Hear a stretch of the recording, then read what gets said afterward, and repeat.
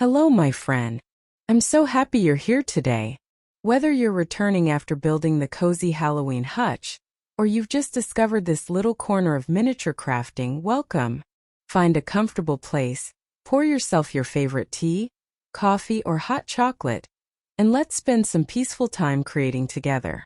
Today we'll be building the cozy Halloween chest of drawers. Another piece from the Cozy Halloween collection. This little cabinet may be smaller than the hutch, but it adds so much warmth and character to the miniature room. Every drawer, every panel, and every tiny illustration helps bring this little autumn world to life. If this is your first project with me, let me quickly go over the materials you'll need. Print the template on A4 cardstock between 160 and 200 GSM. That weight creates furniture that's sturdy while still folding beautifully. You'll also need a pair of scissors, paper glue, and a scoring tool. If you don't have a scoring tool, don't worry. A knitting needle or even an empty ballpoint pen works wonderfully for making clean fold lines. Before we begin, I'd also like to mention that this cabinet is part of a growing collection. If you haven't seen the previous tutorial, you can also build the matching cozy Halloween hutch. It becomes the centerpiece of the room and pairs perfectly with today's cabinet. And in the next tutorial we'll complete the trio by building the tall pantry cabinet. Little by little, we'll create an entire miniature room filled with cozy autumn charm. As we work together today, I'd like to tell you a little story. It's completely fictional. Any resemblance to real people or places is purely coincidental. Sometimes while I'm designing furniture, little stories begin to appear in my imagination. And today's cabinet belongs to one of them. Imagine a quiet country cottage standing at the end of a winding road. Tall maple trees surround the little house, and every autumn they cover the ground with leaves that look like pieces of golden sunlight. The porch is decorated with pumpkins of every shape and size, not because anyone expects visitors, but simply because the family who lives there loves celebrating the changing seasons.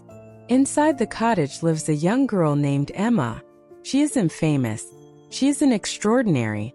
She's simply someone who often worries that she isn't doing enough, that she should work harder, be faster, achieve more.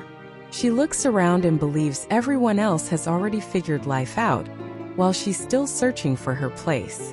Every autumn her grandmother comes to visit. She never arrives with expensive gifts. Instead, she brings baskets filled with apples, cinnamon fresh bread, little pumpkins, and stories. One rainy afternoon, while the wind softly rustled the trees outside, Emma asked her grandmother a question. Why do I always feel like I'm behind everyone else? Her grandmother smiled gently. She didn't answer immediately. Instead, she handed Emma a small wooden pumpkin and invited her to help decorate the house. They spent the afternoon placing little pumpkins on shelves, arranging books, lighting tiny lanterns, hanging autumn wreaths, and filling every corner with simple handmade decorations.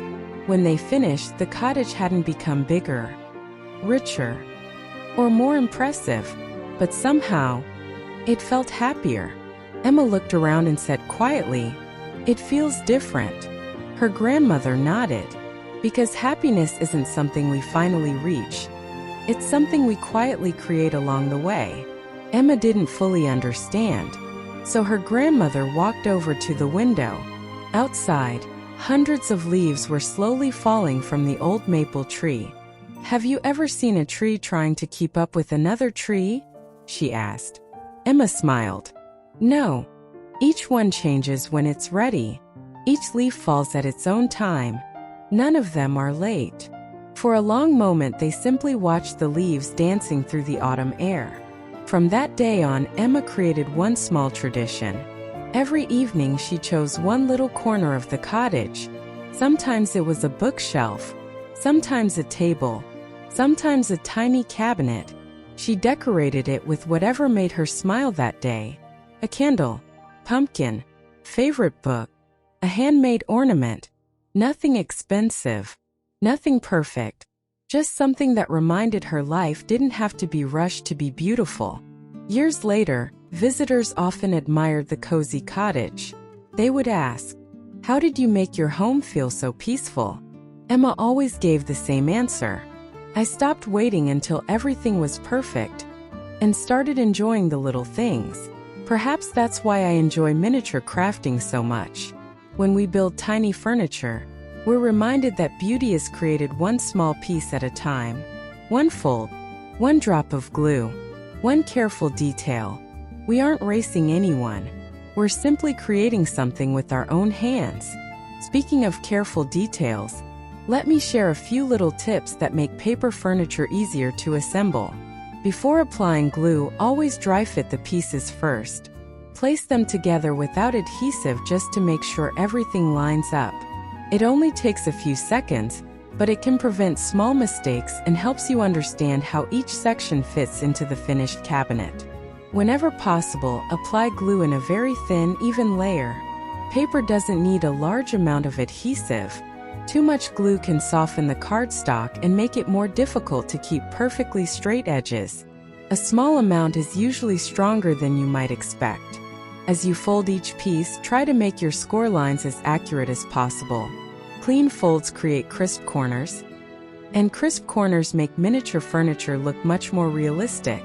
It's one of those little details that quietly transforms the finished project. Another helpful trick is to let one section dry completely before attaching the next.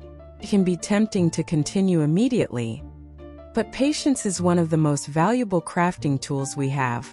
Strong joints make the entire model sturdier and easier to handle later. If you notice a tiny bit of glue squeezing out along an edge, gently remove it while it's still fresh using a toothpick or a small piece of scrap cardstock. Keeping the edges clean gives the finished cabinet a much more polished appearance. Good lighting can make a surprising difference too. A bright work area helps you align small pieces more accurately and makes crafting much more relaxing, especially during longer sessions. And don't forget to take little breaks. Stretch your hands, look out the window, refill your cup. Miniature crafting isn't a race. It's a peaceful hobby meant to slow the day down. Sometimes the nicest part isn't finishing the furniture. It's simply spending an hour creating something beautiful. By the time this little cabinet is finished, you'll have another piece ready to join your growing cozy Halloween collection.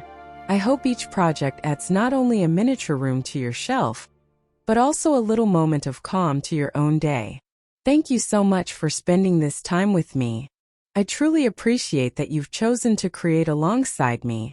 I hope this little cabinet brings warmth to your dollhouse, your seasonal display, or wherever your imagination decides it belongs. Take your time. Enjoy every fold, every tiny detail, every peaceful moment. I wish you a wonderful crafting session. Happy crafting! And I'll see you very soon in the next tutorial where we'll build the cozy Halloween tall pantry cabinet together.